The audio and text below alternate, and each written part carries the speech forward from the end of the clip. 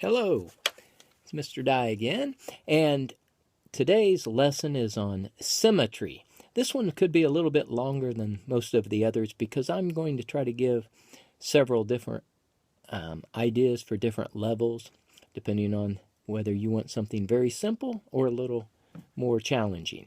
So, the things that you'll need for this one are two different colored pieces of paper.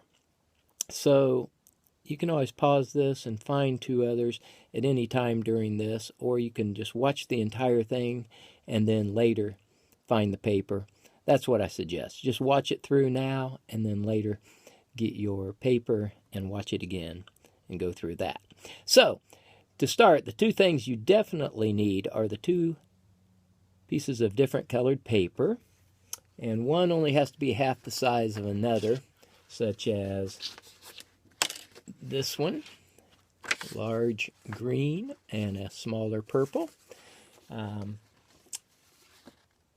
You also need scissors, and I would suggest, although they're not totally necessary, but recommended for most everyone, a pencil and an eraser, of course, in case we happen to make a mistake, which often happens with all of us.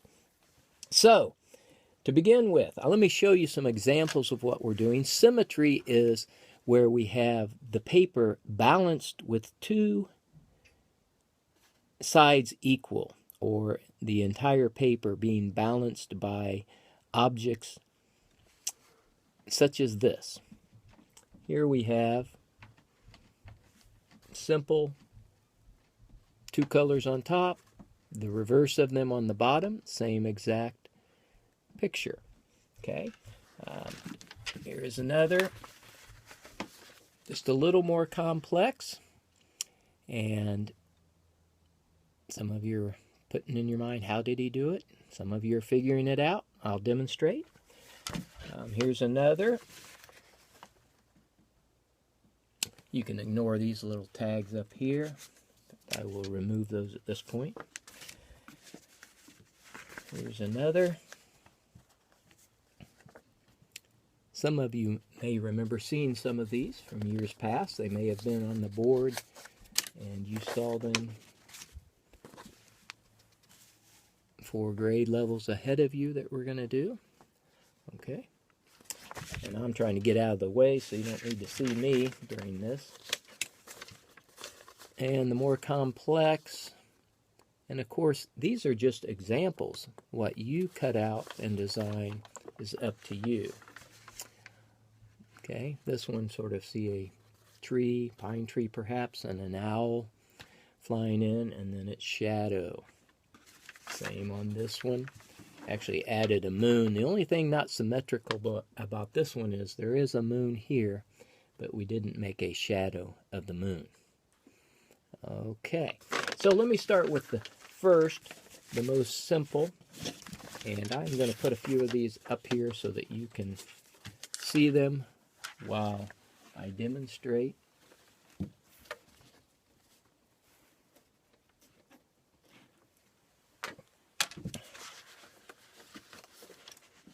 This one I may not demonstrate the entire thing because I already have two of them.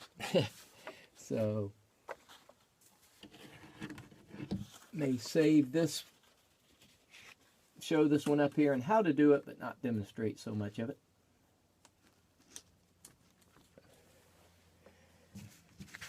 And then we'll just put a couple of these up. Okay. I'll lay that there and demonstrate it later. So, first up, we had the purple. Very simple. You can draw it. Now, if I were to draw it like this and do a little thing here, you probably can't see that because I drew it very lightly.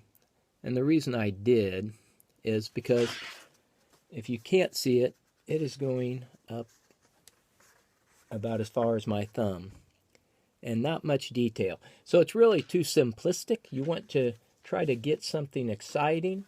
So if I were doing this one, you can see that I started here and went up and did some way out. Doesn't have to match the other. Could do whatever I want. In fact, this one I'm going to change a little.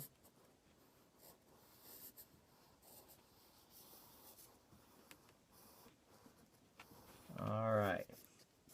So you may not have been able to see what I did so well, but as I cut it, you'll be able to see that.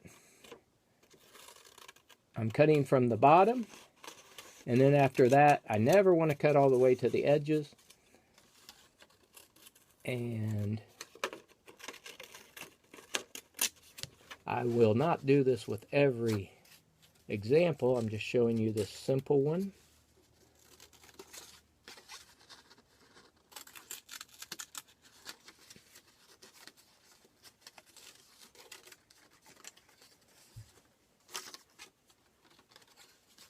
And again, the word symmetry, balancing things on the paper.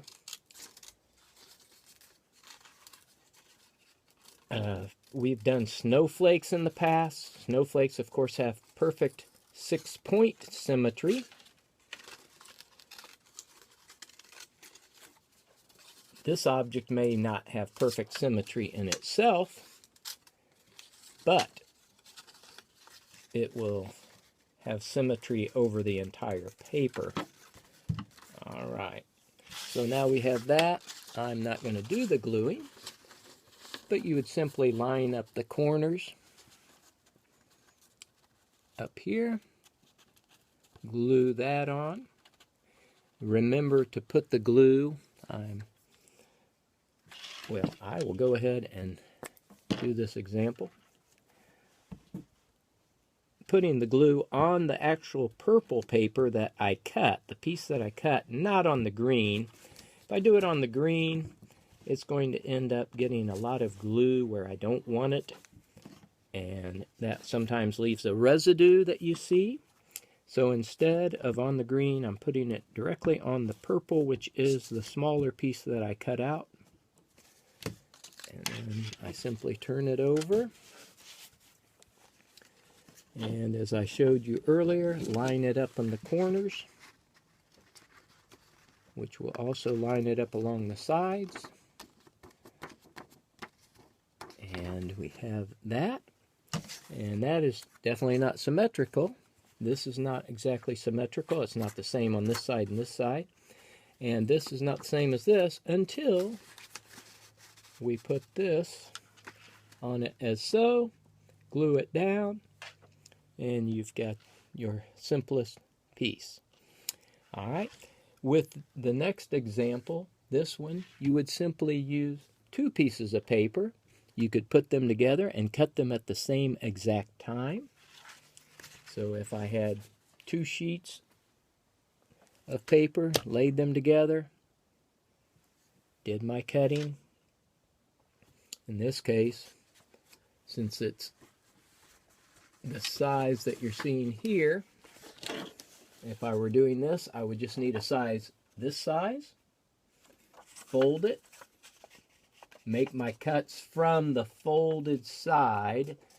Unfortunately, if I do it from this side, it's going to come apart, which is okay. Also, actually, you could do it that way, because if you do it this way, I think it holds it together better while you cut it, but then you will have to end up cutting it at the bottom after you get it apart. So, I am not going to go through that exact example, because it's just doing the same thing we did on this one, only you have a larger sheet of paper so that you have 2 of each. The next example, this one, I will take the orange. Oh, there's my orange. I was just playing with it. So, this orange, to cut out the middle, I am going to fold it and then just cut my design up, out, and again, you don't have to replicate my example. I'm sort of replicating just so you see what I did. And again, going out toward the edges is nice. Then you're going to open it up. This would be glued on. Instead of gluing it, I am going to paper clip it for now, just to show you, save a little time. Okay, so glued on. Then this piece could go down here. Now, not as exciting, but what you can do to add to this is refold this one, and then do the same thing, creating something out of the middle. Okay, I'm going to go with some sharper cuts. If you have any of the, what I call fancy scissors, scissors that make interesting designs by themselves without you having to do this work, you're free to use those. Okay, so now we have this, which can go down here. I'm going to flip them over so you can see I'm doing the same type of thing up here. This could go down here. Now it's a little more interesting, but we can still do that one more time. And I'm going to try to change the design just a little.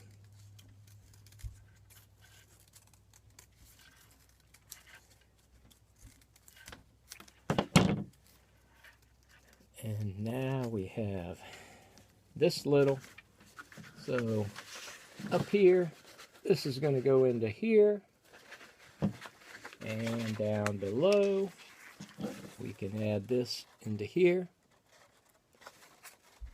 And we get this type of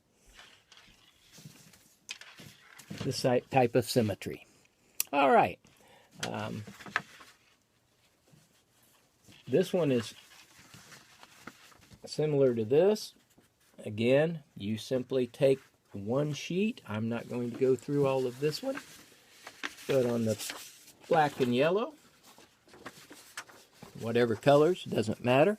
I sometimes like to use complementary colors, colors across from each other on the color wheel, make them pop out a little more. So this, I just chose a design to cut out different design, a big star up here. This one came from 3 different areas at the bottom, and these cuts around here. And then the same thing. Part of the paper goes here, what you've cut out goes up here, connecting them from the bottom of each. All right, so those are some that you can try, and if you're wanting the more, well, here's one more that's very similar that's maybe a little simpler, and it can go either way, but this one simply cut these pieces out, glued this on, and took the others and laid them the opposite direction. Easiest way to do that is actually to take the piece you've cut out, lay it back so it fits right in there, and then take this end and flip it over and put it down here so that it lines up. And that way you see that they are exactly matched. If you just start grabbing them and gluing them on, you might get the wrong one in the wrong place. So if you lay them in each of their places and then flip them over, that makes it easy to get them in the exact spot. All right, and then if you're inclined, there's one more same type of example. And here's why I said you might want a pencil rather than just cutting those. Drawing them out first often helps get a look that you want. And so here again, all red paper, large paper, the green. Put here, make your designs, cut them out, lay them this way. Cut out, cut out, cut them out, line them up with the same pieces, again laying them inside, the green piece in here, not gluing it, and then laying it down here and gluing it. All right, and then the final one. This one you could create, actually started with doing a snowman. If you wanted to do an easy one, you could start by just drawing a snowman here, and maybe a tree over here. And again, try to balance your paper, not putting a teeny little tree here and a big giant here, but trying to find a little better balance. You know, you might have small, large, and small again. It's not restricted to two things. You could have multiple. So those are some ideas that you can try. Feel free to try as many as you like. It doesn't have to be plain paper. If you can't find plain paper, you could even try it with the comics. Something multicolored. I like the simplicity of the two colors, and if you have that available, that's wonderful.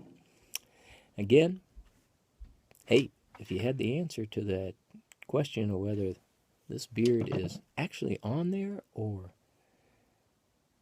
if it's an app or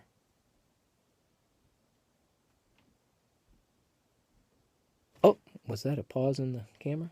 I don't think so. Or if it's actually not me, but somebody else. Or maybe I grew it naturally. Which was your answer? Now, if you don't know what I'm talking about, you failed to see the intro to art by Mr. Dye, and you don't have to watch that.